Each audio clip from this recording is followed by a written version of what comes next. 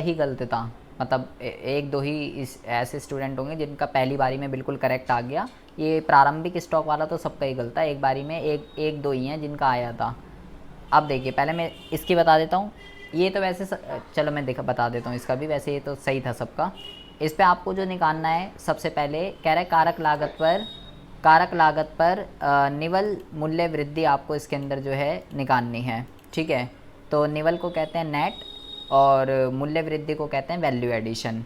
तो भाई ये तो हो गया आपका नेट वैल्यू एडिशन और इसको कहते हैं फैक्टर कॉस्ट। तो N V at F C मेरे को फाइंड आउट करना है। सबसे पहले बात तो ये मेरे को पता चल गया N V at F C, ये मेरे को पता चल गया, ये निकालना है। ठीक है, तो ठीक है करते हैं इस क्वेश्चन को। तो सबसे पहले मैं क्या निकालूंगा, सबसे पहले मैं निकाल लूँगा जी we eight M P.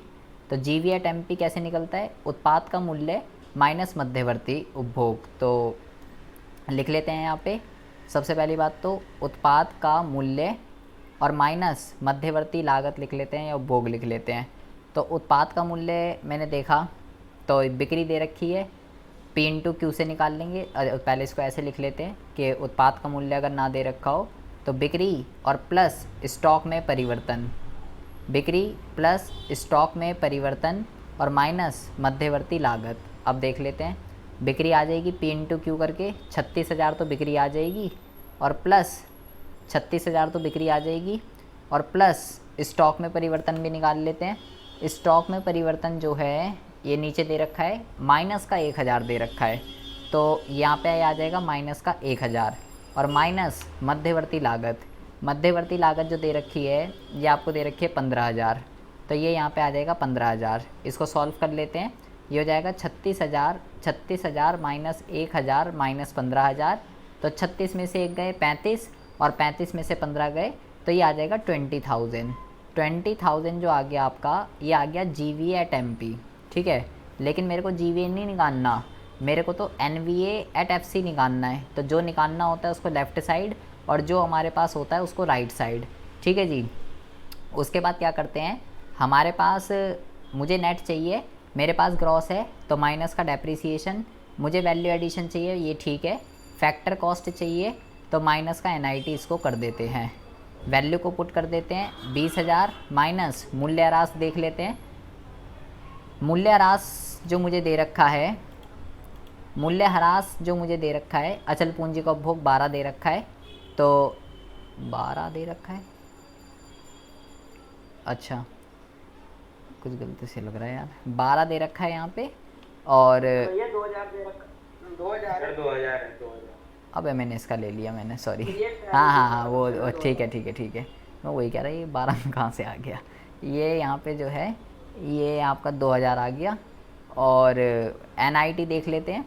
N होता है अप्रत्यक्ष कर आर्थिक सहायता, तो उत्पादन कर ये जानबूझ के मैंने दे रखा है, आयकर और संपत्ति कर ये नहीं लेंगे क्योंकि ये प्रत्यक्ष कर होते हैं, इनका कोई यूज़ नहीं है। उत्पादन बिक्री और आयात ये होता है केवल। तो उत्पादन दे रखा है 4,000 और आर्थिक सहायता जो है वो क्वेश्चन में नहीं है, तो ठीक है कोई दिक्कत वाली बात नहीं है। तो भाई यहाँ पे लिख देते हैं हम, यहाँ पे लिख देते हैं 4,000 माइनस 0 तो ये हो जाएगा 6,000। तो ये आपका जो हो जाएगा, ये आपका हो जाएगा 20,000 माइनस 6,000, तो 4 और 2 6 और तो ये कितना हो जाएगा, 20 में से 6 गए, 20 में से 6 गए तो ये हो जाएगा 14,000। ये हो जाएगा पहले वाले का आंसर। तो पहले वाले का जो है ये आ जाएगा आपका 14,000। ठीक है जी। अच्छा अब जो है क्या कहते हैं, अब करते हैं हम दूसरा क्वेश्चन। दूसरा तो मोस्टली सबका ही गलत था, तो ज़रा देख लीजिए कैसे करेंगे। इस दूसरे क्वेश्चन के अंदर ओपनिंग स्टॉक निकालना था। ठीक है, इंपॉर्टेंट है, ऐसे क्वेश्चन आ सकता है। तो भाई मुझे तो कुछ भी बोला हो, मैं तो सबसे पहले वही लिखूँगा G V A eight M P. मैं पहले क्या कर रहा हूँ, मैं पहले जी वी ए निकाल ले रहा हूँ। ठीक है, मेरे को यहाँ पे दे रखा है कारक लागत पे, फैक्टर कॉस्ट पे एन वी ए। ठीक है, तो मैं पहले इसको कन्वर्ट ही कर रहा हूँ, N V A at F C, तो बाद में पुट कर दूँगा। तो मुझे ग्रॉस चाहिए, मेरे पास नेट है तो प्लस डेप्रीसिएशन होता है, वैल्यू एडिशन ठीक है। मुझे एम पी पे चाहिए, मेरे पास फैक्टर कॉस्ट है तो प्लस का एन आई टी। अब यहाँ पे वैल्यू को पुट करते हैं पहले तो 33 दे रखी है ये मेरे को, 33 और डेप्रीसिएशन 12 दे रखा था, और NIT भी देख लेते हैं कितना दे रखा है इस क्वेश्चन में। अप्रत्यक्ष कर है 15 और आर्थिक सहायता यहाँ पे भी नहीं दे रखी है। तो भाई ये हो जाएगा 15 माइनस 0, तो ये हो जाएगा 35, 45 60 आ जाएगा, ये 60 आ जाएगा। ठीक है, अब जो है ये GVA आ गया। अब मैं क्या करता हूँ, GVA at MP is equal to उत्पाद का मूल्य माइनस मध्यवर्ती लागत, ये लिख देते हैं। ठीक है, तो ये अगर ना दे रखा हो तो भाई बिक्री प्लस स्टॉक में परिवर्तन, ये लिख देते हैं, और माइनस मध्यवर्ती लागत। और बिक्री भी जब ना दे रखी हो तो P इंटू में Q, और ये भी अगर ना दे रखा हो तो अंतिम माइनस प्रारंभिक, ये कर देते हैं, और माइनस मध्यवर्ती लागत इज इक्वल टू GVA, यहाँ पे चल रहा है GVA एट MP। तो अब वैल्यू को पुट करते हैं, ये 60 दे रखा है, is equal to price into quantity. तो प्राइस इंटू क्वांटिटी इस क्वेश्चन के अंदर अगर देखते हैं तो बिक्री तो यहाँ सीधे ही दे रखी है, प्राइस इंटू क्वांटिटी करने की कोई रिक्वायरमेंट नहीं है। तो यहाँ पे मैं सीधा जो है 100 पुट कर देता हूँ बिक्री। स्टॉक में परिवर्तन की बात करें तो अंतिम दे रखा है मेरे को 20। ठीक है, अंतिम कितना दे रखा है, अंतिम दे रखा है 20। प्रारंभिक मुझे निकालना है तो उसको मैं x मान लेता हूँ, और माइनस मध्यवर्ती लागत, प्रारंभिक भी लिख सकते हो, कोई दिक्कत वाली बात नहीं है, ज़रूरी नहीं है कि उसको x माने। तो मध्यवर्ती जो दे रखा है, ये दे रखा है 50। अब ज़रा ध्यान से सॉल्व करेंगे, इसको पहले हम इधर लेके आ जाते हैं। तो ये माइनस का 40 हो जाएगा, क्योंकि 60 में से 100 गए तो माइनस का 40 बचेगा। तो ये हो जाएगा 20 माइनस x माइनस 50। ठीक है, यहाँ से मैंने ब्रैकेट को हटा दिया है। तो माइनस का 40 इज इक्वल टू ये 20 है और ये 50 है। ठीक है, तो 20 में से 50 गए तो बेटा बड़ा कौन है, 50। 50 का साइन माइनस का है, तो यहाँ पे आपका जो आएगा माइनस का 30 आ जाएगा, और यहाँ पे आ जाएगा माइनस का x। ठीक है, इसके बाद हम क्या करेंगे, ये नंबर वाले एक तरफ कर देते हैं, माइनस का x, ये माइनस का 30 है तो इधर आके प्लस का 30 हो जाएगा, और यहाँ पे माइनस का x अभी भी बचेगा, क्योंकि ये ऐसे का ऐसे ही है, ये माइनस का 30 इधर आके प्लस का हो चुका है।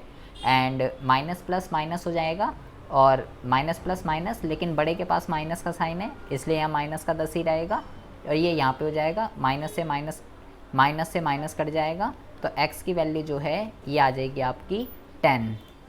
तो इस तरीके से आपका जो आंसर है वो आ जाएगा। नहीं केशव, अभी तो यार इम्पॉर्टेंट क्वेश्चन मैंने थोड़ी बोला था यार। तो ये आ जाएगा 10, ये आंसर आएगा इसका जो भी इम्पोर्टेंट है। ठीक है, अच्छा अब हम बात करते हैं बेटा तीसरी थीम के रिगार्डिंग। बहुत ही ज़्यादा ध्यान से देखेंगे।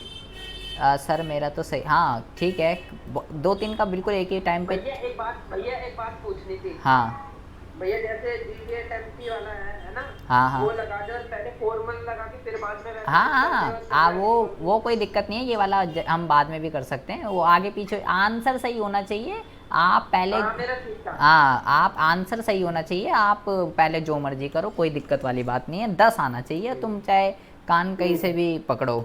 ठीक है जी, तो अब आपको ज़रा ध्यान रखना है, अब ज़रा बेटा आपको ध्यान रखना है, हम जो है कल भी क्लास लेंगे और परसों भी क्लास लेंगे, सेम टाइम पे ही लेंगे, 8 बजे ही। ठीक है, तो ध्यान रखिएगा, मैं मैसेज भी डाल दूंगा, कहीं भूल जाओ। कल भी क्लास होगी, परसों भी क्लास होगी, सैटरडे संडे। ठीक है, ध्यान रखिएगा।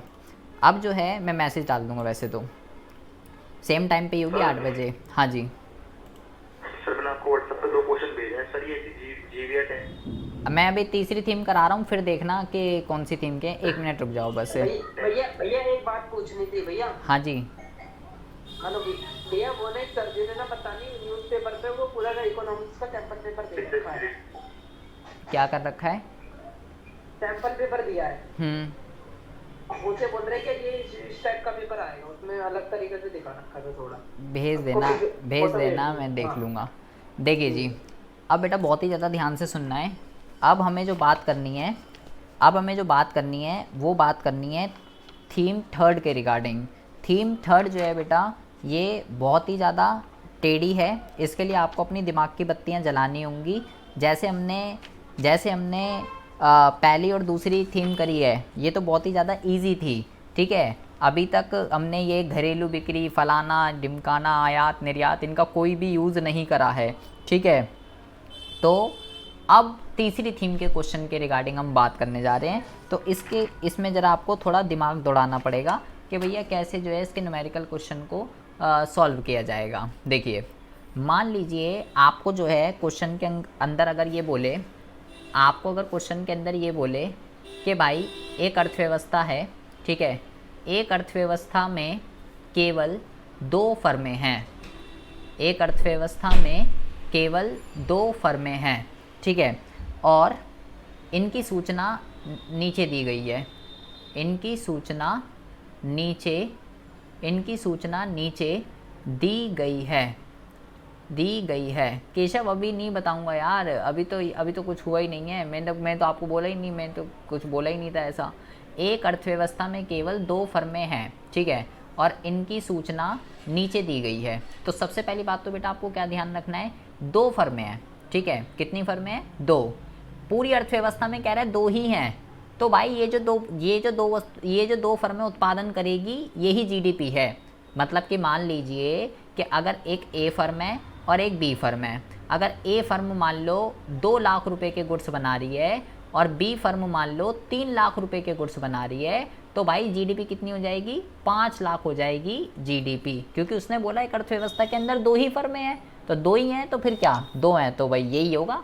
भाई जीडीपी क्या होती है, एक अर्थव्यवस्था के अंदर जितनी भी फर्में हैं सारी फर्में कितना उत्पादन कर रही हैं उसका सम कर देते हैं हम जीवे लगा के। तो अभी आपको पहले तो आपको इसके अंदर निकालना क्या है, आपको इसके अंदर निकालना है फर्म ए तथा बी की मूल्य वृद्धि।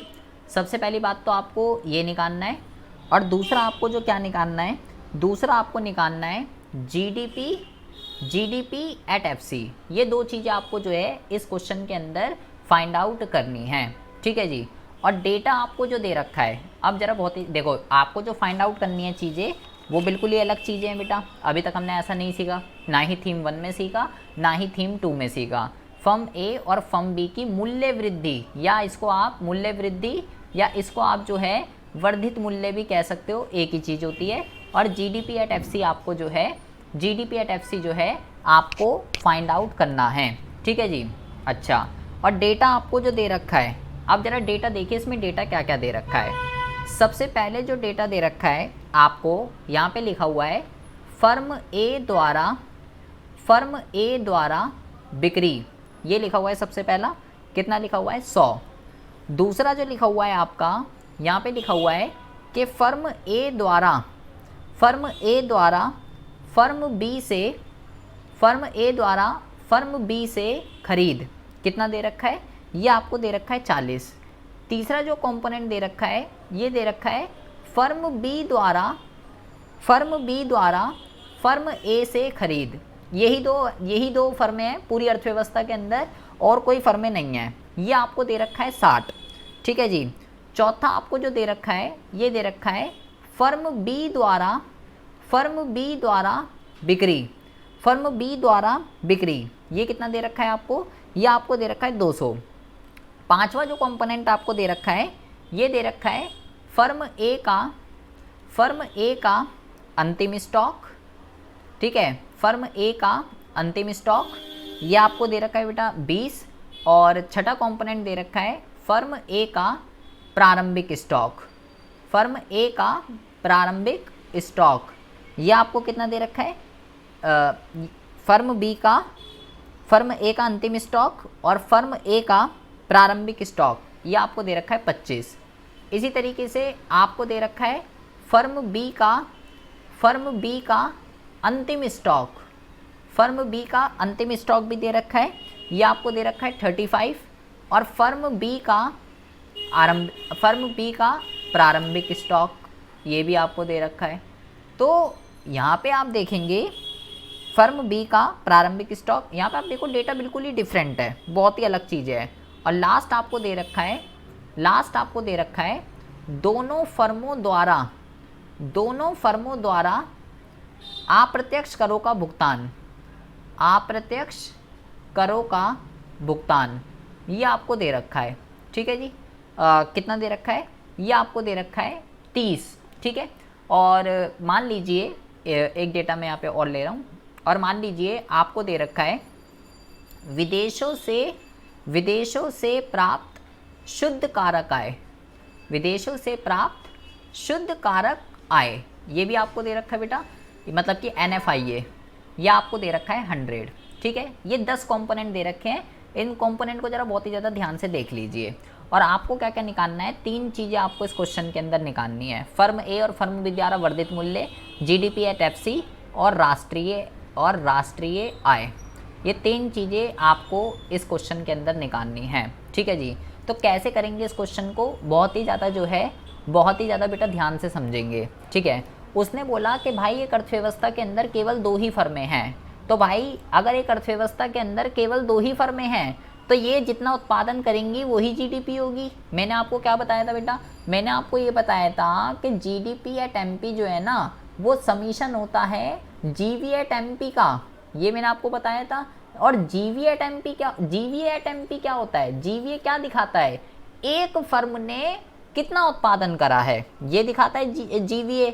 तो अगर बेटा प्राथमिक क्षेत्र के अंदर मान लो 100 किसान हैं, तो भाई 100 किसानों का GVA निकालना पड़ेगा, तब मुझे पता चलेगा कि प्राथमिक क्षेत्र के अंदर कितने गुड्स बने हैं।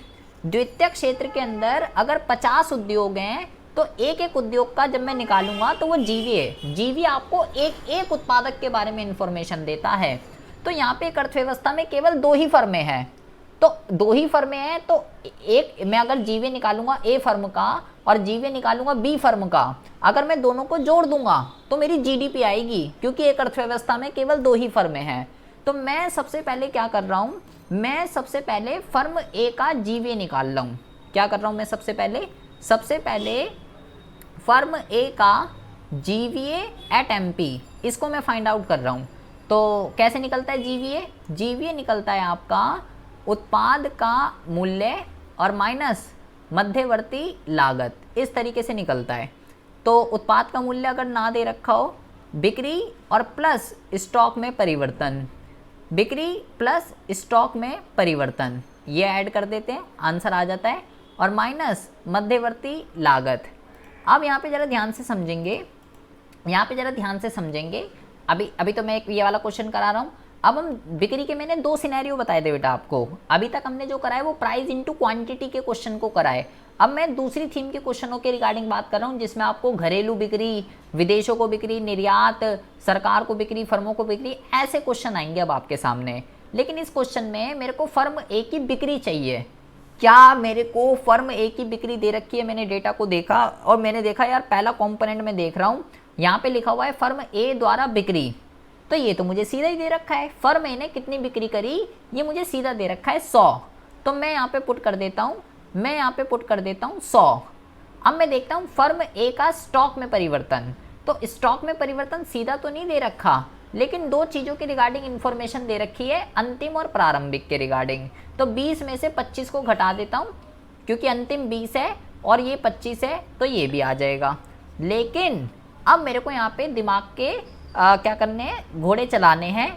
मध्यवर्ती लागत आपको यहाँ पे देखना है क्या होगा। ठीक है, तो मध्यवर्ती लागत अभी तक हमने जितने क्वेश्चन करे हैं बेटा, वहाँ पे मध्यवर्ती लागत आपको सीधा ही गिवन थी। ठीक है, कोई कुछ हाथ पैर आपको मारने नहीं पड़ रहे थे, लेकिन अब आपको गिवन नहीं होगी किसी भी क्वेश्चन के अंदर। तो मैंने आपको क्या सिखाया था कि भाई अगर मध्यवर्ती लागत अगर आपको गिवन ना हो तो आपको फिर ना 2 चीज़ें गिवन होंगी। अगर मध्यवर्ती उपभोग या मध्यवर्ती लागत ना गिवन हो तो आपको 2 चीज़ें गिवन होगी। एक तो गिवन होगी कि उस फर्म ने दूसरी फर्मों से कितना खरीदा कच्चा माल, ये आपको दे रखा होगा, और प्लस आयात आपको दे रखा होगा। तो मैंने आपको ये सिखाया था इन दोनों को जोड़ देना, तो मध्यवर्ती लागत या मध्यवर्ती उपभोग जो है वो आ जाएगा। तो मुझे ये देखना है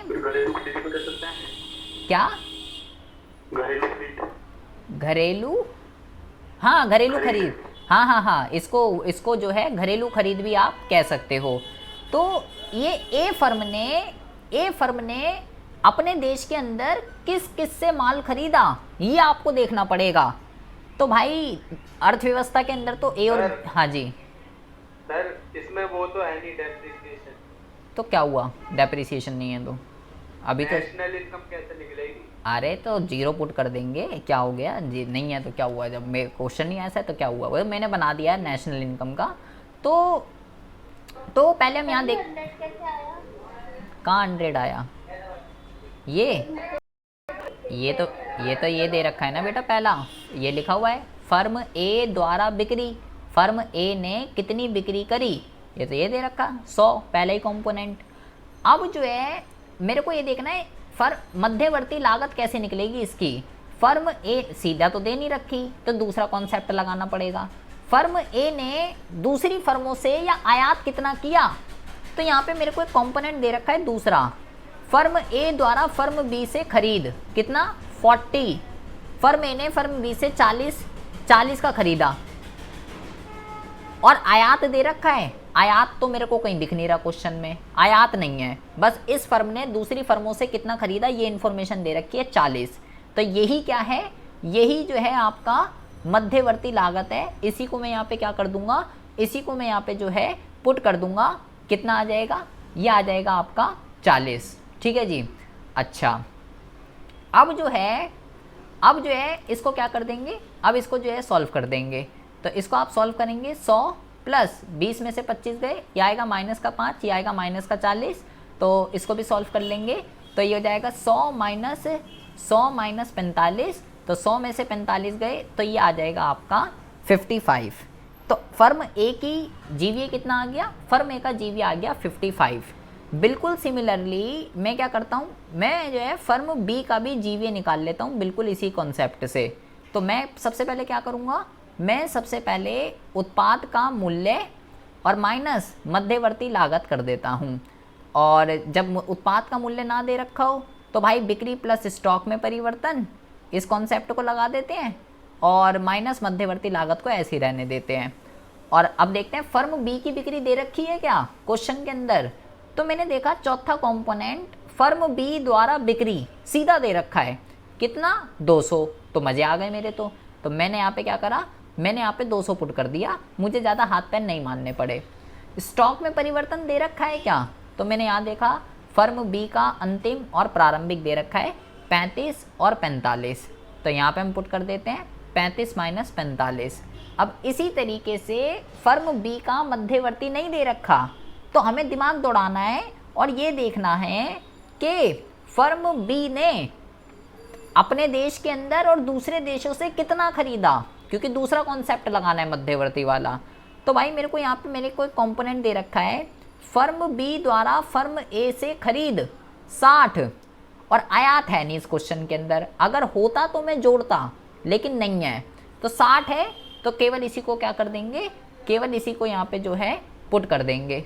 तो हमारा आंसर कितना आ जाएगा 200 प्लस माइनस का 10 माइनस का 60, तो ये हो जाएगा आपका बेटा 200 माइनस का 70, और ये हो जाएगा आपका 130। तो ये आ जाएगा आपका फर्म बी ने कितना मूल्य वृद्धि की है, कितना उत्पादन किया है। अब अगर मेरे को, ये मेरा पहला पार्ट हो गया, ये मेरा पहला पार्ट हो गया। पहले पार्ट में बोला था कि भाई ए और बी की मूल्य वृद्धि निकाल, तो मैंने निकाल दी। अब दूसरे पार्ट में कहता है जीडीपी एट एफसी निकाल, तो भाई जीडीपी एट एफसी कैसे निकलेगा, भाई मेरे को दूसरा पार्ट करना है, तो मैं सबसे पहले क्या करूँगा, मैं सबसे पहले जीडीपी एट एमपी निकालूंगा। और जीडीपी एट एमपी कैसे निकलेगा, GVA at MP firm A का और plus GVA at MP firm B का, दोनों को जोड़ दूंगा। क्यों, क्योंकि भाई एक अर्थव्यवस्था में 2 ही फर्में हैं, तो 2 ही हैं, तो इन दोनों ने जितना उत्पादन करा है वही तो जीडीपी है। तो मैं यहाँ पे जोड़ देता हूँ, एक का आया था 55, एक का आया 130, तो इसको जब मैं जोड़ दूंगा तो कितना आ जाएगा, ये आपका, ये आ जाएगा आपका 50 और 185। ये हाँ, ये मेरा जो है जीडीपी एट एमपी आ जाएगा।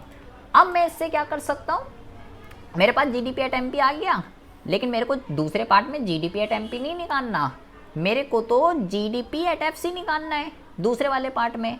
अब मैं इसकी मदद से मैं कन्वर्जन कर लूँगा, जीडीपी एट, मेरे को जीडीपी एट एफसी चाहिए और मेरे पास जीडीपी एट एमपी है, तो कन्वर्जन कैसे होगी, मेरे को ग्रॉस चाहिए और मेरे पास ग्रॉस है तो ओके है, मेरे को डीपी चाहिए और मेरे पास डीपी है तो ये भी ओके है। डीपी बोले तो डोमेस्टिक प्रोडक्ट, व्हाट्सएप वाली डीपी नहीं है। और मुझे एफसी चाहिए और मेरे पास एमपी है तो माइनस एनआईटी, ये मैं पुट कर देता हूँ। तो यहाँ पे जब मैं करूँगा ये आएगा 185 माइनस, अप्रत्यक्ष कर देख लेता हूँ कितना दे रखा है क्वेश्चन में। तो यहाँ पे दे रखा था दोनों फर्मों का अप्रत्यक्ष कर 30 और आर्थिक सहायता पूरे क्वेश्चन में है नहीं। तो मैं यहाँ पे पुट कर देता हूँ, 30 माइनस 0। तो यहाँ पे पुट कर देंगे तो ये आपका आंसर आ जाएगा 155 आ जाएगा आपका जीडीपी एट एफसी। ये आ गया आपके दूसरे पार्ट का आंसर। एक चीज़ बेटा ध्यान रखनी है, कभी भी आपके सामने ऐसा कभी नहीं बनाना कि यहाँ पे आप जो है जीडीपी एट एमपी ले रहे हो या यहाँ पे आप जो है जीडीपी एट एफसी ले रहे हो और कन्वर्जन के लिए इक्वल टू में क्या चल रहा है आपका जीवी एट एमपी। ऐसा नहीं होगा बेटा, अगर आप ऐसा कर रहे हो तो गलत है। मतलब यहाँ पे तो चल रहा है डीपी, यहाँ पे मान लो यहाँ पे तो आपको चल रहा है डीपी या यहाँ पे मान लो एनपी ले रखा है आपने, डीपी या एनपी, यहाँ मान लो आपने डीपी या मान लो आपको एनपी निकालना है, जीएनपी एमपी एफसी कुछ भी, मतलब यहाँ डीपी और एनपी और यहाँ वीए है, तो ये बेटा आप गलत कर रहे हो, ऐसा नहीं होता। अगर यहाँ डीपी और एनपी है तो यहाँ भी कन्वर्जन के लिए डीपी और एनपी ही होना चाहिए, यहाँ वैल्यू एडिशन नहीं होना चाहिए। ये बात आपको ध्यान रखनी है क्योंकि बहुत सारे बच्चे गलती कर देते हैं।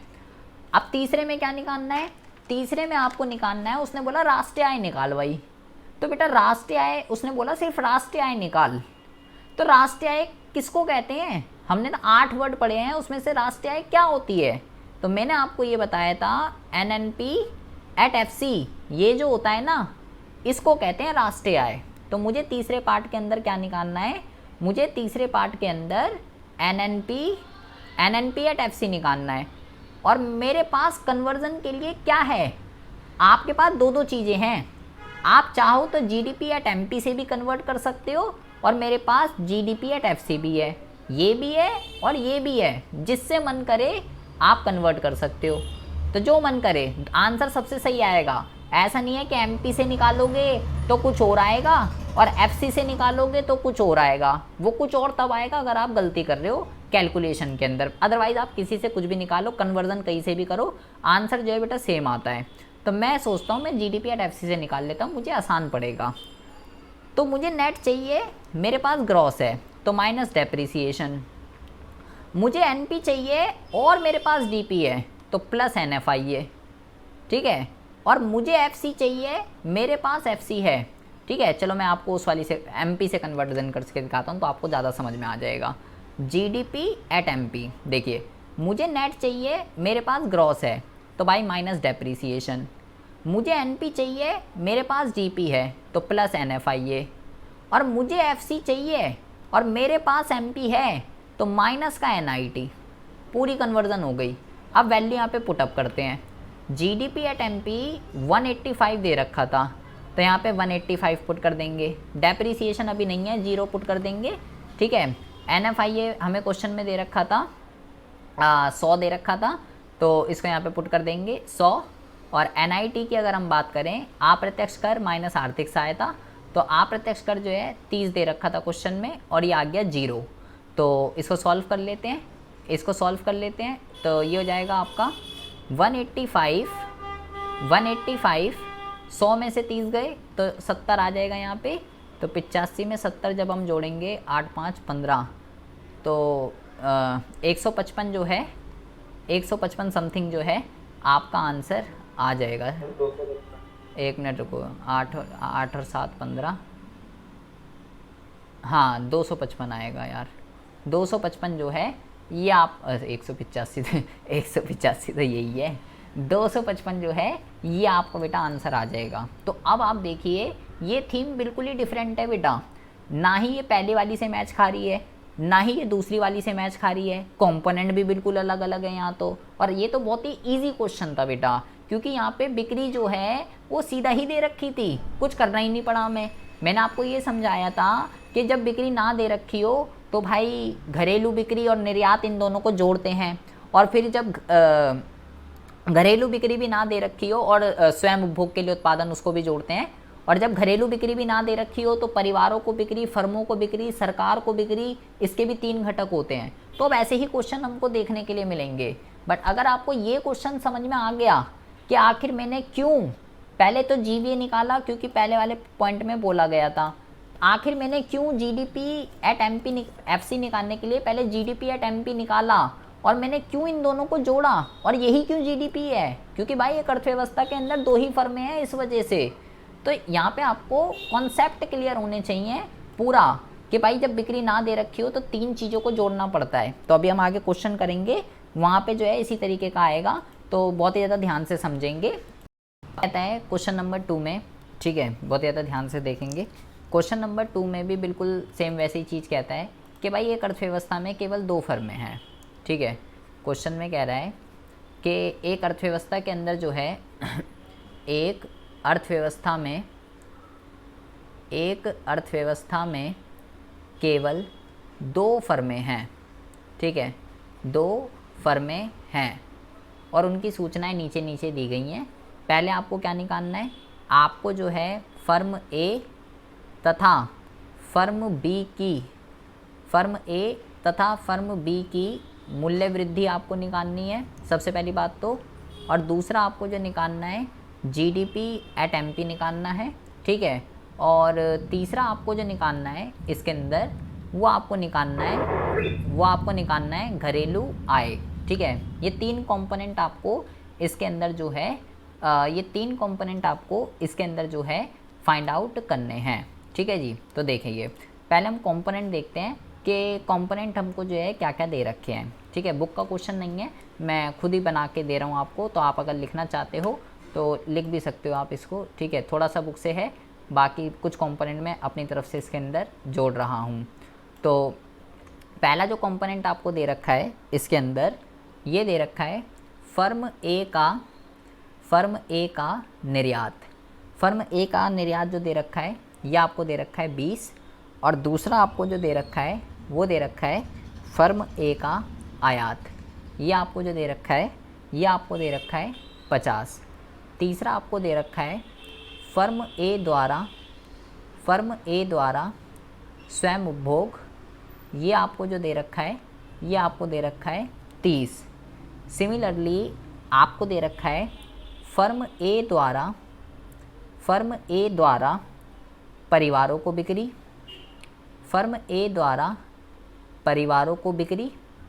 ठीक है, फर्म ए द्वारा परिवारों को बिक्री, ये आपको दे रखा है 90, और यहाँ पे दे रखा है फर्म ए द्वारा फर्म बी को बिक्री, ये आपको दे रखा है 40, ठीक है बेटा। और आपको दे रखा है फर्म ए द्वारा सरकार को बिक्री, ये भी आपको दे रखा है, ये आपको जो दे रखा है ये आपको दे रखा है 70। अब आपको जो कंपोनेंट दे रखे हैं, ठीक है, स्क्रीन शो नहीं हो रही है, स्क्रीन नहीं शो हो रही है अजय, स्क्रीन शो नहीं हो रही, हो तो रही है अंजलि, स्क्रीन तो शो हो रही है बेटा, दोबारा आ जाओ अगर नहीं हो रही तो। फर्म ए द्वारा सरकार को बिक्री, और इसी तरीके से आपको डेटा दे रखा है, यहाँ पे लिखा हुआ है फर्म बी द्वारा फर्म ए को बिक्री, ठीक है, कितना दे रखा है 30, और दे रखा है फर्म बी द्वारा परिवारों को बिक्री, ठीक है, कितना दे रखा है, ये दे रखा है 60, और फिर दे रखा है फर्म बी द्वारा सरकार को बिक्री, कितना दे रखा है, ये आपको दे रखा है 10, और लास्ट कंपोनेंट आपको दे रखा है फर्म बी द्वारा स्वयं उपभोग, ये आपको कितना दे रखा है, ये आपको दे रखा है बेटा 50। डेटा देख लीजिए बहुत ही ज़्यादा ध्यान से, ये आपका पूरा का पूरा क्वेश्चन है, ठीक है। तो बहुत ही तगड़ा क्वेश्चन है ये, ठीक है, पूरा कॉन्सेप्ट लगेगा पूरा कॉन्सेप्ट लगेगा इसके अंदर अगर आपको पूरा बेसिक क्लियर है दूसरी वाली थीम का। अब देखिए ज़रा, कह रहा भाई फर्म ए और फर्म बी का मूल्य वृद्धि निकाल। ठीक है, एक कंपोनेंट में और लिख रहा हूँ बेटा यहाँ पे, एक तो मैं यहाँ पे लिख रहा हूँ मूल्य ह्रास। ठीक है, मूल्य ह्रास में यहाँ पे लिख रहा हूँ, मान लीजिए आपको 10 दे रखा है, और 12वां में लिख रहा हूँ NFI, विदेशों से प्राप्त शुद्ध कारक आय। ठीक है, ये मैं लिख रहा हूँ यहाँ पे, ये मैं लिख रहा हूँ यहाँ पे मान लीजिए 300। अब हमारा क्वेश्चन हो गया पूरा। अब देखिए, तो भाई उसने बोला पहले तो फर्म ए और फर्म बी का GVA निकाल के दिखा भाई कितना आएगा। तो मैं अभी सबसे पहले पार्ट के अंदर GVA एट MP निकाल रहा हूँ, किसका, ए फर्म का। ठीक है, कैसे निकलता है ध्यान से देखेंगे। ये निकलता है उत्पाद का मूल्य माइनस मध्यवर्ती लागत। फिर मैंने आपको ये समझाया था कि भाई जब उत्पाद का मूल्य ना दे रखा हो तो आपको जो है बिक्री, स्वयं उपभोग और स्टॉक में परिवर्तन इसको जोड़ देना, आ जाएगा आंसर। और मध्यवर्ती लागत का मैंने आपको कॉन्सेप्ट बताया था कि अगर ये ना दे रखा हो मध्यवर्ती लागत तो क्या लगेगा बेटा, घरेलू खरीद लिख रहा हूँ अभी तो मैं यहाँ पे। ठीक है, घरेलू खरीद, ठीक है, अपने देश के अंदर जिससे खरीदा वो सब आ जाएगा बेटा। फर्म भी हो सकती है बेटा, सरकार भी हो सकती है। अपने देश के अंदर जरूरी नहीं है केवल फर्म ही होगा, सरकार से भी खरीद सकता है। जो जो क्वेश्चन में दे रखा होगा वो सब पुट कर देंगे। और दूसरा मैंने आपको बताया था आयात, इन दोनों को जोड़ देंगे और यहाँ पे इन तीनों को जोड़ देंगे। अब जरा कॉन्सेप्ट यही बताया था, अगर याद हो तो, अगर कुछ मस्तिष्क में है कुछ। फिर मैंने आपको ये समझाया था कि अगर बिक्री ना दे रखी हो तो इसका दो सिनेरियो बताए थे। मैंने आपको बोला था कि अगर बिक्री ना दे रखी हो तो भाई घरेलू बिक्री और निर्यात को जोड़ देना, आंसर आ जाएगा आपका बिक्री का। ठीक है, स्वयं उपभोग सीधा दे रखा होगा, स्टॉक में परिवर्तन अंतिम में से प्रारंभिक कर देंगे, या सीधा दे रखा होगा या नहीं है तो 0 कर देंगे पुट, बाकी इसका कोई सीन नहीं है। ठीक है, अच्छा इसका मैं चलो सीन लिख देता हूँ, क्योंकि मेरा जैसा अगर कोई हुआ तो वो क्या करेगा, घरेलू खरीद का मतलब मैंने कहा अपने देश के अंदर जिस माल खरीद रहा है उसको कहते हैं घरेलू खरीद। ठीक है, तो बेटा यहाँ पे आपको ऐसे दे रखा होगा, जैसे मैं अभी फर्म ए का निकाल रहा हूँ तो फर्म ए ने फर्म बी से इतना खरीदा। ठीक है, दूसरी फर्मों से खरीद, दूसरी फर्मों से खरीद। ठीक है, और मान लो सरकार से खरीद, ऐसा भी कुछ दे रखा हो सकता है आपको कि सरकार से उन्होंने इतना खरीदा, बाकी आयात आ गया आपका। अब ज़रा ध्यान से समझेंगे। फिर मैंने आपको ये समझाया था कि अगर बिक्री ना दे रखी हो तो इन दोनों को जोड़ देंगे। ठीक है, अगर बिक्री ना दे रखी इन दोनों को जोड़ देंगे। मैंने आपको ये भी बताया था कि अगर आपको वो जानबूझ के कंफ्यूज करने के लिए वो बिक्री भी दे देगा और वो निर्यात भी दे देगा आपको कि आप जोड़ दो उसके अंदर, लेकिन आपको नहीं जोड़ना। ये बिक्री के घटक हैं, घरेलू बिक्री और निर्यात। घटक को नहीं लेते, जब मुद्दा दे रखा हो तो घटक को नहीं लेते। आपको वो जानबूझ के बिक्री भी दे देगा, घरेलू बिक्री भी दे देगा ताकि आप जोड़ दो, लेकिन आपको नहीं जोड़ना। आपको ध्यान रखना है कि भाई मुझे जो चाहिए वो मेरे को दिख गया, क्वेश्चन में बिक्री दिख गया, अब दुनिया बाढ़ में जाए, चाहे घरेलू बिक्री दे रखा हो चाहे निर्यात दे रखा हो। लेकिन फिर मैंने आपको ये समझाया था कि भाई जब घरेलू बिक्री भी ना दे रखा हो तो आपको यहाँ पे तीन चीज़ें दे रखी होगी। पहला आपको दे रखा होगा परिवारों को बिक्री, दूसरा आपको दे रखा होगा सरकार को बिक्री, और तीसरा आपको दे रखा होगा फर्मों को बिक्री। आपको इसको जोड़ना पड़ेगा, तब जाके आपकी घरेलू बिक्री निकलेगी। परिवारों को बिक्री दे रखा होगा, सरकार को बिक्री दे रखा होगा और फर्मों को बिक्री दे रखा होगा, तब जाके आपका घरेलू बिक्री निकलेगा। लेकिन वो आपको जानबूझ के कंफ्यूज करने के लिए, ये इसके घटक हैं, इनको तब जोड़ना है जब घरेलू बिक्री ना दिखे। अगर आपको घरेलू बिक्री भी दे रखी है और जानबूझ के वो फर्मों को बिक्री भी दे देगा, जैसे घरेलू बिक्री लिख देगा फर्म ए की घरेलू बिक्री, ऐसे लिख देगा फर्म ए की घरेलू बिक्री।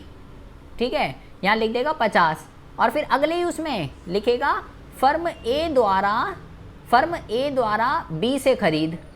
आपको घुमा देगा वो, ये दे दिया 30। अब बच्चा कंफ्यूज, वो तो जोड़ देगा। फर्म ए ने, सर ने बोला था ए ने बी से खरीदा है तो भाई वो तो कच्चा माल हो गया, उससे ये ले, या फर्म ए द्वारा खरीद नहीं बेटा, बिक्री आएगा यहाँ पे। फर्म ए द्वारा फर्म बी को बिक्री, तो भाई आपने बोला भाई बिक्री तो हुई है, आप जोड़ दोगे इसके अंदर 50 और 30 को। आप ये भूल जाओगे कि जो घरेलू बिक्री है, ये बी को जो बेचा है, ये बी जो है घरेलू बिक्री का ही घटक है। तो कॉन्सेप्ट क्लियर होना चाहिए आपको यहाँ पे कि भाई घरेलू बिक्री के 3 मुद्दे हैं, 3 बच्चे हैं इसके। अब यहाँ पे हम डेटा पुट कर देते हैं सारा का सारा। हम आपको सारा का सारा डेटा दे रखा है। देखिए पहले हम फर्म ए की बात कर रहे हैं, परिवारों को बिक्री, फर्मों को बिक्री और सरकार को बिक्री फर्म ए की।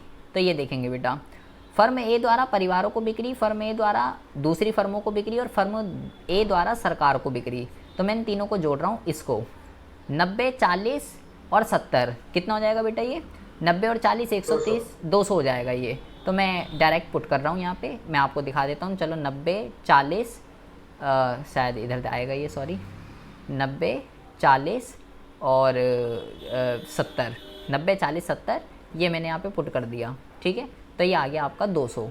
अब आती है बात निर्यात की। निर्यात भी देख लेता हूँ कितना दे रखा है। फर्म ए का चाहिए बेटा, फर्म ए का। तो फर्म ए का कितना दे रखा है?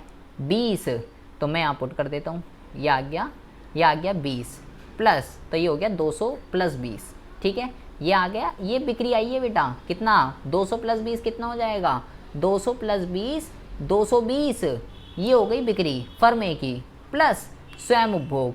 तो स्वयं उपभोग देखेंगे फर्म ए ने कितना कराए, तो फर्म ए द्वारा स्वयं उपभोग कितना दे रखा है? 30। तो इस 30 को कहाँ पे पुट कर देंगे? यहाँ पे। प्लस स्टॉक में परिवर्तन। स्टॉक में परिवर्तन बेटा पूरे क्वेश्चन के अंदर स्टॉक में परिवर्तन नहीं दे रखा है बेटा। ठीक है, तो नहीं दे रखा, मेरी गलती नहीं है, नहीं दे रखा। ठीक है, तो हम यहाँ पे क्या कर देते हैं, हम यहाँ पे 0 प्लॉट कर देते हैं। सब कुछ क्वेश्चन को चेक करने के बाद 0 प्लॉट करना है। तो ये हो गया यहाँ का मामला उत्पाद का मूल्य का। देख लीजिए कितना टफ है इसका। अब आ जाते हैं मध्यवर्ती पे। मध्यवर्ती की अगर बात करें, पहले चाहिए घरेलू खरीद कि इस ए ने दूसरों से कितना खरीदा। ठीक है, ए ने दूसरी फर्मों से या सरकार से कितना खरीदा और दूसरे देशों से कितना खरीदा। लेकिन ये क्वेश्चन बहुत ही टेढ़ा है। यहाँ पे आपको कहीं ऐसा कोई कंपोनेंट ही नहीं दिखेगा। यहाँ पे देख लीजिए, यहाँ से लेके यहाँ तक कोई कंपोनेंट देख लीजिए। इस कंपोनेंट में आपको ऐसा कहीं नहीं दिखेगा कि फर्म ए द्वारा फर्म बी से खरीद, ऐसा दिखेगा ही नहीं कहीं। फर्म भाई खरीदी तो कच्चा माल होगा ना, कि ए फर्म ने बी फर्म से कितना खरीदा, वही तो कच्चा माल होगा। जैसे अभी मैंने ऊपर वाला क्वेश्चन करा था, वहाँ पे मैंने इसको जो है पुट कर दिया था। ठीक है, तो यहाँ पे जो है क्या होगा, यहाँ पे जो है आपको देखो, यहाँ पे कोई कंपोनेंट गिवन नहीं है। ठीक है, एक मिनट रुकिए ज़रा। यहाँ पे आपको ए द्वारा बी से खरीद नहीं दे रखी है सीधा, तो आपको यहाँ पे ज़रा दिमाग दौड़ाना है। अबे भाई खरीद नहीं दे रखी, लेकिन यहाँ पे एक चीज़ लिखी हुई है। 7वां कंपोनेंट देखो क्या लिखा हुआ है। यहाँ लिखा हुआ है फर्म बी द्वारा फर्म ए को बिक्री। बी ने ए को बेचा माल, बी ने ए को बेचा। अबे तो बी ने बेचा है तो ए ने तो खरीदा है ना। ए ने भाई एक ट्रांजैक्शन एक के पॉइंट ऑफ व्यू से सेल है, तो दूसरे के पॉइंट ऑफ व्यू से खरीद है ना। बी ने ए को बेचा तो ए ने खरीदा है। तो यहाँ खरीद डायरेक्ट नहीं दे रखी, दिमाग दौड़ाना है। ये 30 क्या है? ये 30 जो है ये ए के लिए कच्चा माल की तरह ट्रीट होगा यहाँ पे, क्योंकि ए ने खरीदा है ये। तो यहाँ पे कितना आ जाएगा? यहाँ पे आ जाएगा 30। सरकार से इसने कुछ नहीं खरीदा, और आयात देख लेते हैं इसका। आयात कितना है? आयात जो है बेटा 50 है। तो 50 को हम यहाँ पे पुट कर देते हैं। तो ये हो गया बेटा आपका 50 और 30 80 हो जाएगा इसका। ये हो जाएगा बेटा 80। ठीक है, और ये हमने निकाल लिया था पूरा, ये 250 आ गया था बेटा इसका उत्पाद का मूल्य। तो देख लो कितना टेढ़ा चीज़ है। 250 में से अब 80 को माइनस करेंगे तो बेटा इसका जीवी आ जाएगा। 250 में से 80 को माइनस करेंगे तो 170 आ जाएगा बेटा फर्म ए का जीवी एट एमपी। ठीक है, ए का जीवी एट एमपी आ गया 170।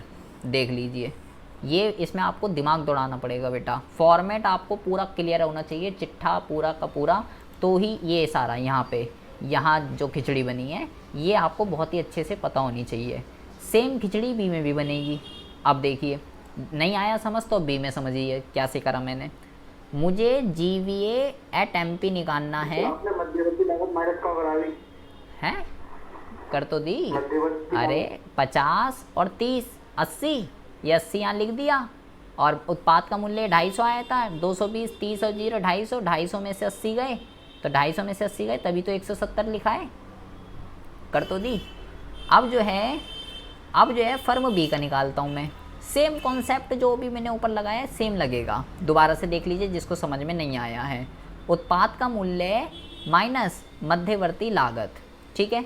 अच्छा, अगर उत्पाद का मूल्य ना दे रखा हो तो 3 कॉन्सेप्ट लगाने हैं। कौन कौन सा? सबसे पहले आपको लगाना है बिक्री, दूसरा आपको लगाना है स्वयं उपभोग, और तीसरा आपको लगाना है बिक्री, स्वयं उपभोग, और तीसरा आपको लगाना है स्टॉक में परिवर्तन। ये 3 चीज़ों को जोड़ देते हैं, आंसर आ जाता है। और मध्यवर्ती लागत भी अगर ना दे रखी हो तो इसके 2 कॉन्सेप्ट लगाने हैं। कौन कौन से? दूसरी फर्मों से इसको दूसरी फर्मों से ना लिख के आप इसको अभी घरेलू खरीद लिखेंगे तो ज़्यादा अच्छा यहाँ पे आ जाएगा, क्योंकि वो और किसी से भी खरीद सकती है। मान लो 2 फर्में हुई तो 3 फर्में हुई तो आप कंफ्यूज हो जाओगे वहाँ पे। तो यहाँ पे हम लिखते हैं घरेलू खरीद, ठीक है, और यहाँ पे लिख देते हैं आयात। इनको जोड़ देंगे आंसर आ जाएगा, और यहाँ पे इन तीनों को जोड़ देंगे आंसर आ जाएगा। फिर मैंने आपको ये समझाया कि भाई जब बिक्री ना दे रखी हो तो बिक्री के अपने 2 कंपोनेंट होते हैं। कौन कौन से? पहला जो होता है ये होता है घरेलू बिक्री, और दूसरा जो कंपोनेंट होता है ये होता है बेटा निर्यात। इनको जोड़ देंगे तो आंसर आ जाता है। फिर मैंने समझाया भाई घरेलू बिक्री भी ना दे रखी हो तो इसके अपने कंपोनेंट होते हैं। पहला परिवार को बिक्री, दूसरा सरकार को बिक्री, तीसरा फर्मों को बिक्री। ये होते हैं इसके अपने कंपोनेंट। ये चिट्ठा दिमाग में फिट कर लेना है आपको, क्योंकि इस थीम के ऊपर क्वेश्चन एग्जाम में बहुत बार आता है, और ये एक सबसे कंफ्यूजिंग टॉपिक है बच्चों का कि भाई क्या प्लस करूँ क्या माइनस करूँ, कहाँ की क्या क्या कंपोनेंट आ गए। ये क्योंकि बहुत ही टेढ़ा है थीम 1 और थीम 2 के कंपैरिजन में, और वो आप देख ही रहे हो इसको। अब यहाँ डेटा प्लॉट करते हैं। अब हम फर्म बी का देखते हैं। फर्म बी द्वारा परिवारों को बिक्री, फर्मों को बिक्री और सरकार को बिक्री, तो ये दे रखे हैं बेटा तीनों। ये रहे फर्म बी के रिगार्डिंग, ये रहा फर्म बी द्वारा फर्मों को बिक्री, परिवारों को बिक्री, सरकार को बिक्री, ठीक है। तो 60 10 30 यहाँ पे पुट कर देता हूँ मैं, यहाँ पे पुट कर देता हूँ 60 10 और 30, ठीक है। तो ये आ गया आपका 100। तो ये कितना आ गया बेटा? ये आ गया 100। निर्यात देख लेते हैं इसका, फर्म बी का। भाई फर्म बी का देखना है। फर्म बी का तो निर्यात है ही नहीं क्वेश्चन के अंदर, कहाँ है? ये तो ए का है ना, ये तो ए का है, बी का थोड़ी ना दे रखा क्वेश्चन के अंदर। तो बी ने निर्यात नहीं करा, दूसरे देशों से उसने नहीं करा, तो ये 0। और तो 100 प्लस 0 तो बिक्री कितनी आ जाएगी इसकी बिक्री आ जाएगी बेटा 100 प्लस स्वयं उपभोग। तो फर्म बी का स्वयं उपभोग कितना दे रखा है? फर्म बी द्वारा स्वयं उपभोग कितना दे रखा है? 50। तो प्लॉट कर देते हैं इसको 50, और प्लस स्टॉक में परिवर्तन नहीं है इसका 0, दोनों का ही नहीं है। तो कितना आ जाएगा बेटा? ये आ जाएगा 150, ठीक है। माइनस ये वाला चिट्ठा पूरा हो गया आपका उत्पाद का मूल्य का। अब इधर आ जाइए, घरेलू खरीद के अंदर बेटा आपका ऐसा भी हो सकता है, वो बोले एक अर्थव्यवस्था में 3 फर्में हैं, तो ए ने अगर मान लो 3 होती तो ए ने बी से और सी से जितना माल खरीदा है वो सब आएगा, दूसरी फर्में जितनी भी होंगी। तो अभी तो यहाँ पे मान लो फर्म से भी वो खरीद सकती है जितनी भी होगी, और सरकार से भी खरीद सकती है। तो अब यहाँ पे ये भी आपको सीधा नहीं दे रखा, अब यहाँ पे फिर से दिमाग दौड़ाना है। यहाँ पे आपको कहीं भी कंपोनेंट ऐसा नहीं दिखेगा कि फर्म बी द्वारा फर्म ए से खरीद, दिखेगा ही नहीं आपको, खत्म कंपोनेंट। यहाँ पे फर्म बी द्वारा फर्म ए से खरीद, ऐसा कोई कंपोनेंट नहीं है। अब मैं क्या करूँगा? अब यहाँ पे एक कंपोनेंट दे रखा है, क्या? यहाँ पे ये 5वां कंपोनेंट देखो, 5वें में क्या लिखा हुआ है? 5वें में लिखा हुआ है फर्म ए द्वारा, वॉइस नहीं आ रही, आवाज़ नहीं आ रही, आवाज़ तो आ रही है, आवाज़ तो आ रही है यार, भाई नेट का इशू है जी आपका। अब यहाँ 5वीं पे देखेंगे, फर्म ए द्वारा फर्म बी को बिक्री, ए ने बी को बेचा, अबे तो भाई ए ने बी को बेचा है, तो ए के लिए तो सेल है, लेकिन बी के लिए तो खरीद है ना वो चीज़। तो ये जो 40 है ये 40 फर्म बी के लिए as a raw material treat होगा। तो यहाँ पे मैं क्या करूँगा, यहाँ पे मैं 40 पुट कर देता हूँ, सरकार से उसने कुछ नहीं खरीदा। बाकी आयात की अगर बात करें तो आयात यहाँ पे बेटा नहीं दे रखा, 0। फर्म बी ने ना ही आयात किया ना ही निर्यात किया। तो 40 हो गया ये पूरा, टोटल मिला के 40 आ रहा है ये। तो भाई 150 में से 40 गए तो 110 आ गया इसका। GVA at MP is equal to 110, ये आ गया बेटा आपका फर्म बी का, और उसका कितना आया था 170। तो ये पहला पार्ट हो गया आपका। अब दूसरे पार्ट में कहता है GDP एट MP निकाल, GDP एट MP। तो GDP एट MP कैसे निकलेगा बेटा, GVA एट MP A का और plus GVA at MP B का, क्योंकि एक अर्थव्यवस्था में 2 ही फर्में हैं। ये भी मैटर करता है एक अर्थव्यवस्था में फर्में कितनी हैं, 2 हैं या 3 हैं। तो 3 होती तो तीनों का GVA निकलेगा, और 2 होती तो 2 का निकलता। तो बेटा यहाँ पे कितना आ जाएगा, ये 170 तो इसका आ रहा था और 110 इसका आ रहा था। तो यहाँ पे हम प्लॉट कर देते हैं डेटा को, 170 और प्लस 110, तो ये बेटा आपका आ जाएगा 280 GDP एट MP। ये आ गया आपका GDP एट MP। ठीक है। अब तीसरे में कहता है भाई घरेलू आय निकाल, घरेलू आय। तो पहले तो आपको ये पता होना चाहिए कि भाई घरेलू आय होती क्या है, तभी तो निकालूंगा। NNP एट FC कहते हैं, तो घरेलू आय को क्या कहते हैं, तो मैंने आपको वो 15 टर्म जो बताई थी, हाँ NDP एट FC को कहते हैं घरेलू आय। ये पता होना चाहिए आपको, उसने तो वो लिख दिया घरेलू आय निकाल। तो घरेलू आय कहते किसको हैं उस 8 वर्ड में से, ये आपको पता होना चाहिए। NDP एट FC को कहते हैं। और मेरे पास कन्वर्जन के लिए क्या है, मेरे पास कन्वर्जन के लिए GDP एट MP है। अब मैं कर लेता हूँ कन्वर्जन। मुझे नेट चाहिए, मेरे पास ग्रॉस है तो माइनस डेप्रीसिएशन। मेरे को DP चाहिए, मेरे पास DP है तो ओके है। मेरे को FC चाहिए, मेरे पास MP है तो माइनस का NIT। यहाँ पे पुट कर देते हैं डेटा को। ये आपको 280 दे रखा है। मूल्य ह्रास देख लेते हैं कितना दे रखा है क्वेश्चन के अंदर। मूल्य ह्रास आपको दे रखा है 10, तो यहाँ पे लिख लेते हैं 10। ठीक है। NIT क्वेश्चन में नहीं है, 0 क्वेश्चन में नहीं है, तो ये हो गया 270। ये हो गया बेटा आपका आंसर। अगर वो बोलता भाई राष्ट्रीय आय भी निकाल, अगर बोलता राष्ट्रीय आय भी निकाल, तो फिर मेरे को NNP एट FC निकालना पड़ता। अब मैं कुछ भी निकाल, मेरे पास 2 चीज़ें हैं मेरे पास कन्वर्जन के लिए। मैं चाहे तो GDP एट MP से कन्वर्जन कर सकता हूँ या इससे भी कर सकता हूँ। तो मैं आपको GDP एट MP से कन्वर्जन करके दिखाता हूँ ताकि आप सीखें। मुझे नेट चाहिए और मेरे पास ग्रॉस है तो माइनस डेप्रीसिएशन। मुझे NP चाहिए, मेरे पास DP है प्लस NFI है। मुझे FC चाहिए, मेरे पास MP है माइनस NIT। 8 सूत्र बताए थे बेसिक, जो इस चैप्टर की पिलर हैं, वो याद होगा तो ही होगा, अदरवाइज 0 है। 280 माइनस मूल्य ह्रास कितना है 10, तो ये 10 है। NFI भी क्वेश्चन में दे रखा था, हमने NFI लिख रखा था। 300 बेटा 300 है, कभी गलत करा देता मेरा क्वेश्चन। तो ये आ जाएगा 300 और ये NIT 0 दे रखा है बेटा। तो ये हो जाएगा आपका 270 और प्लस 300, तो ये कितना आ जाएगा, ये हो जाएगा आपका 570। ठीक है। इस तरीके से इसके न्यूमेरिकल क्वेश्चन को सॉल्व किया जाता है। ठीक है जी, बड़ी चीज़ें। ठीक है। ये इतनी आसानी से आपको ये प्रैक्टिस मांगती है बेटा। ये वाली थीम, ये वाली जो थीम है, ये दोनों ही थीम से बहुत ही ज़्यादा डिफरेंट है। आई होप आपका थोड़ा बहुत मस्तिष्क के अंदर घुसा होगा। अगर आपके मस्तिष्क में कुछ घुसा है तो मैं एक क्वेश्चन आपको होमवर्क में दे रहा हूँ, एक क्वेश्चन मैं आपको होमवर्क में दे रहा हूँ, उसको आप कीजिएगा आराम से। अगर आपको ये सारा बसड़ समझ में आ गई है कि भैया किस तरीके से क्या करेंगे, तो कॉपी कलम निकाल लीजिए, घर पे करना है आपको। हाँ जी, किसी को कुछ पूछना है तो बताइए, कोई डाउट है, किसी को कुछ समझ ना आया हो कि यार ये कैसे निकले। है जी, घरेलू आय एक ही चीज है। घरेलू आय और शुद्ध घरेलू आय, घरेलू आय और शुद्ध घरेलू आय, तो भाई घरेलू आय हाँ एक ही चीज़ है, क्योंकि ठीक है। क्योंकि एंड क्योंकि वो तो एन पे है ना, एनडीपी, वो एनडीपी है, जो भी वर्ड एन से होता है वो शुद्ध ही होता है। अब देखिए मैं यहाँ क्वेश्चन लिख रहा हूँ, ठीक है, ये आपका होमवर्क है, इसको कीजिएगा, ठीक है जी। तो आपको इसके अंदर क्या निकालना है, फर्म ए तथा बी द्वारा मूल्य वृद्धि, ये आपको निकालना है इसके अंदर।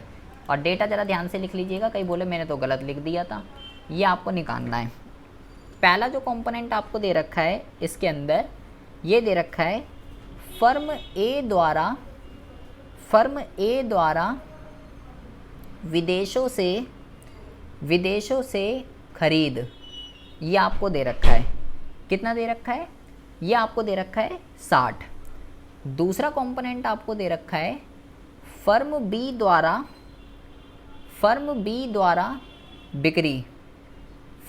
द्वारा बिक्री, कितना दे रखा है, ये आपको दे रखा है 180।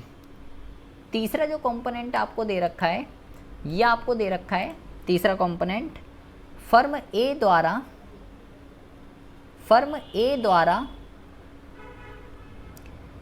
फर्म बी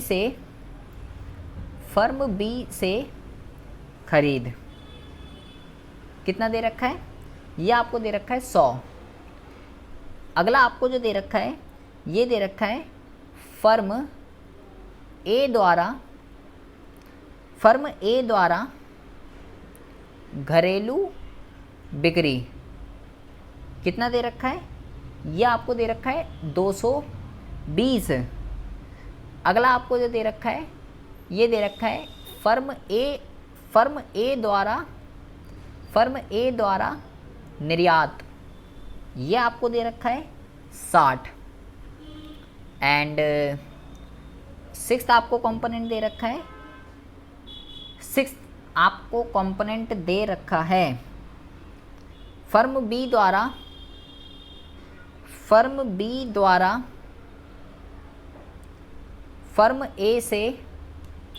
फर्म ए से खरीद, ये कितना दे रखा है, ये आपको दे रखा है 100। और बेटा दो कंपोनेंट यहाँ पे दे रखे हैं, बहुत ही ज़्यादा ध्यान से सुनेंगे इस कंपोनेंट को, बहुत ही ज़्यादा इंपॉर्टेंट है ये, ज़रा ध्यान से समझेंगे। यहाँ पे लिखा हुआ है फर्म ए के अंतिम स्टॉक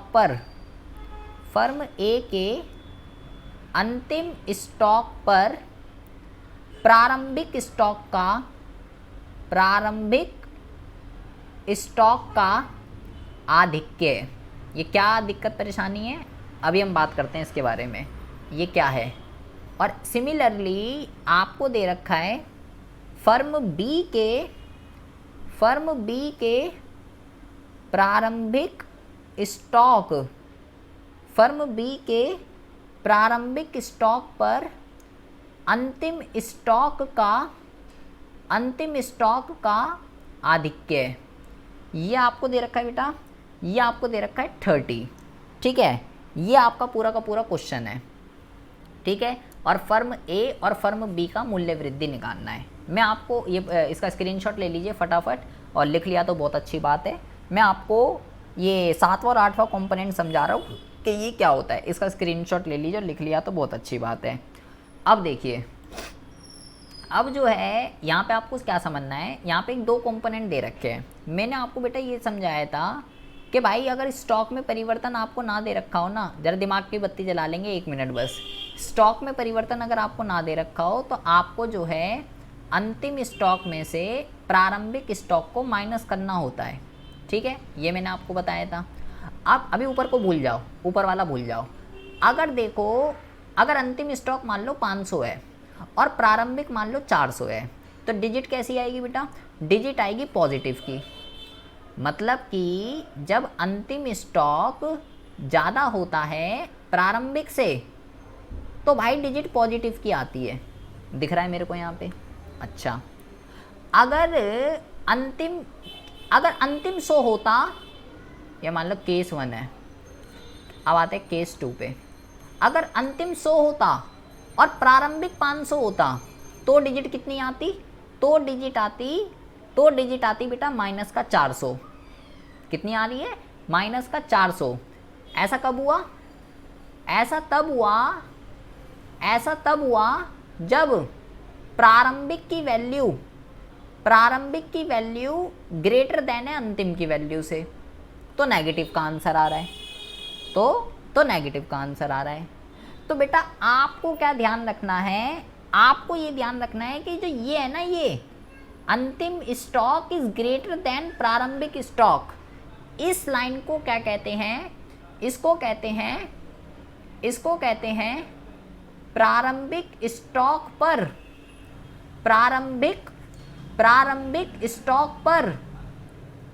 अंतिम स्टॉक का आधिक्य। ये कहते हैं इस लाइन को जो ऊपर लिखी हुई है। इसका मतलब ये है कि अंतिम स्टॉक ज़्यादा है प्रारंभिक से। क्या है इसका मतलब? अंतिम स्टॉक ज़्यादा है प्रारंभिक से, ये इसका मतलब है। प्रारंभिक स्टॉक पर अंतिम स्टॉक का आधिक्य मतलब अंतिम ज़्यादा है प्रारंभिक से। और इस लाइन को क्या कहते हैं? ये वाली जो लिखी हुई है, प्रारंभिक ज़्यादा है अंतिम से, इसको बोलते हैं अंतिम स्टॉक पर प्रारंभिक स्टॉक का आधिक्य। अंतिम स्टॉक पर प्रारंभिक स्टॉक का आधिक्य, इसको ये कहते हैं बेटा। ठीक है, बहुत ही खतरनाक चीज़ है बेटा ये। क्वेश्चन गलत कर देगी आपका पूरा का पूरा। अब आपको ज़रा दिमाग की, इसका मतलब क्या है बेटा? इसका मतलब ये है कि भाई अंतिम की वैल्यू कम है और प्रारंभिक की वैल्यू ज़्यादा है। ये इसका ये मतलब है कि भाई वो तो यही है, अंतिम स्टॉक पर प्रारंभिक स्टॉक का आधिक्य का मतलब है प्रारंभिक का मूल्य ज़्यादा है और अंतिम का मूल्य कम है। इसमें आपको ज़रा दिमाग दौड़ाना है। ज़रा मैं दो बातें ज़रा ध्यान से समझेंगे बेटा, बहुत ही ज़्यादा ध्यान से देखो। यहाँ पे आपको जो है बेटा, यहाँ पे आपको क्या दे रखा है? यहाँ पे लिखा हुआ है अंतिम स्टॉक पर प्रारंभिक स्टॉक का आधिक्य। तो कहाँ लिखा था मैंने? यही लिखा हुआ है, ये रहा। जो मैंने आपको बोला भाई यही टेढ़ी चीज़ है। चलो ठीक है, यहाँ पे लिखा हुआ है प्रारंभिक स्टॉक पर अंतिम स्टॉक का आधिक्य। इसका मतलब है अंतिम ज़्यादा है और प्रारंभिक कम है। ठीक है, ये इसका मतलब है। तो जो इसकी बात है बेटा, यहाँ तो कोई दिक्कत नहीं है। ये 30 दे रखा है, जहाँ पे ये स्टॉक में परिवर्तन दे रखा है आपको, स्टॉक में परिवर्तन। ठीक है, तो इसमें तो कोई दिक्कत नहीं है। प्रारंभिक स्टॉक पर अंतिम स्टॉक का आधिक्य, प्लस होगा तो प्लस ले लेंगे, माइनस होगा तो माइनस ले लेंगे, जहाँ पे भी जो चाहिए होता है। यही चीज़ स्टॉक में परिवर्तन होती है बेसिकली। हम अंतिम में से प्रारंभिक को माइनस करते हैं, तो ये यही है। लेकिन बेटा ये जो ऊपर वाला है, ये जो 7वां पॉइंट है, इसको ज़रा ध्यान से समझेंगे मैं क्या कह रहा हूँ। मैंने यहाँ पे लिखा हुआ है अंतिम स्टॉक पर प्रारंभिक स्टॉक का आधिक्य। मैंने बोला इसका मतलब ये है भाई कि अंतिम की वैल्यू कम है और प्रारंभिक की वैल्यू ज़्यादा है, ये इसका मतलब होता है। और जब भी प्रारंभिक की वैल्यू ज़्यादा होती है तो आंसर नेगेटिव में आता है। आंसर नेगेटिव में आता है। ये बात आपको दिमाग में गांठ बांध लेनी है, फिट कर लेनी है। अब आपको क्या करना है? अब आपको ये पता है कि ये 7वां कंपोनेंट वही है टेढ़े वाला, तो आपको ये देखना है, तो आपको ये पता होना चाहिए ये भाई माइनस होगा। क्या होगा? ये माइनस होगा। ये माइनस होगा, भले ही पॉजिटिव में दे रखा है, ये 20 दे रखा है पॉजिटिव का, लेकिन ये माइनस होगा। क्यों होगा माइनस? क्योंकि इसका मतलब होता है कि प्रारंभिक की वैल्यू ज़्यादा है और अंतिम की वैल्यू कम है। और मैंने आपको ये बोला कि जब प्रारंभिक की ज़्यादा होती है और अंतिम की कम होती है तो भाई आंसर नेगेटिव में आता है। भले ही ये पॉजिटिव में दे रखा है, लेकिन आपको नेगेटिव में लिखना है। लेकिन जो खिलाड़ी है, मेरे जैसा जो टीचर होगा, वो क्या करता है? वो इसी को ही नेगेटिव में दे देगा। फिर क्या करेंगे? फिर बच्चा कंफ्यूज कि भाई सर ने तो बोला था इसे तो नेगेटिव में लेंगे, और अगर वो यहाँ पे माइनस का 20 लिख दे, फिर क्या करेंगे?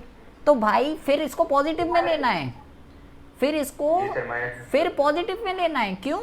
क्योंकि मैंने आपको बोला कि भाई जब प्रारंभिक ज़्यादा होता है अंतिम से तो आंसर नेगेटिव में आता है, और वो आंसर नेगेटिव में आता है, वो डिजिट ही नेगेटिव में दे रखी है, तो भाई माइनस माइनस प्लस हो जाएगा। ये बात आपको ध्यान रखनी है। पहली मैंने 2 बातें मैंने आपको बताई हैं। ये जो 7वां घटक है, 7वां, ये पूरा क्वेश्चन खराब कर देगा। ये मैंने आपको बोला कि इसका मतलब है कि भाई प्रारंभिक की वैल्यू ज़्यादा है अंतिम से, तो आपको भले ही यहाँ पे पॉजिटिव का दे रखा हो, आपको नेगेटिव ही लिखना है, भले ही पॉजिटिव दे रखा है, क्योंकि आपको ये पता होना चाहिए कि जब प्रारंभिक ज़्यादा होता है अंतिम से तो आंसर नेगेटिव में आता है, और जब ये नेगेटिव दे रखा होगा तो भाई माइनस माइनस फिर प्लस हो जाएंगे, फिर आपको इसको प्लस में लेना है। ये बात ध्यान रखनी है, यहाँ कोई चक्कर नहीं होता। जब प्रारंभिक स्टॉक पर अंतिम स्टॉक का दिख के है, प्लस दे रखा है तो प्लस ही लेंगे, माइनस दे रखा है तो माइनस लेंगे, यहाँ कोई दिक्कत नहीं है। ये वाले में कोई दिक्कत नहीं होती, ऊपर वाले में दिक्कत होती है। तो ये दोनों कंपोनेंट स्टॉक में परिवर्तन दे रखे हैं, किस तरीके से ट्रीटमेंट होगी ये मैंने आपको यहाँ नीचे बता दिया है। यहाँ थोड़ा दिमाग आपको लगाना पड़ेगा बेटा। तो ये इतना आसान चीज़ हो गया, ठीक है, बहुत अच्छे, ये कर दिया है 2-3 बच्चों ने, तो बहुत बढ़िया। तो देखिए ये आपका होमवर्क है, इसको अच्छे से स्क्रीनशॉट ले लीजिए, ठीक है, पूरी की पूरी शीट में भेज दूंगा। पहले क्वेश्चन को समझिएगा, कैसे मैंने वो 2-3 क्वेश्चन कराए हैं, कैसे बिक्री निकलेगी, कैसे घरेलू बिक्री निकलती है, कैसे एक मध्यवर्ती लागत निकलती है, किसकी खरीद किसकी बिक्री होती है, किसकी बिक्री किसकी खरीद होती है। पहले इन सब कॉन्सेप्टों को समझिएगा, ठीक है। कल भी क्लास होगी, ठीक है, परसों भी क्लास होगी, मैसेज भी डाल दूंगा। आप अपनी बुक के अंदर TR जैन के क्वेश्चन है, दीपाश्री है, संदीप गर्ग है, जो भी आपके पास बुक है उससे क्वेश्चनों को ट्राई कीजिए। संदीप गर्ग में एक से तगड़े अच्छे क्वेश्चन है बहुत ज़्यादा, उससे क्वेश्चनों को कीजिए। ना हो तो मुझे भेजिए, कल हम जो है जो भी आपके इसके होंगे क्वेश्चंस, इस मेथड का बेटा कोई भी क्वेश्चन कर सकते हो। अब आप उत्पाद विधि का कोई भी क्वेश्चन कर सकते हो, आपने सारी की सारी थीम पढ़ ली है।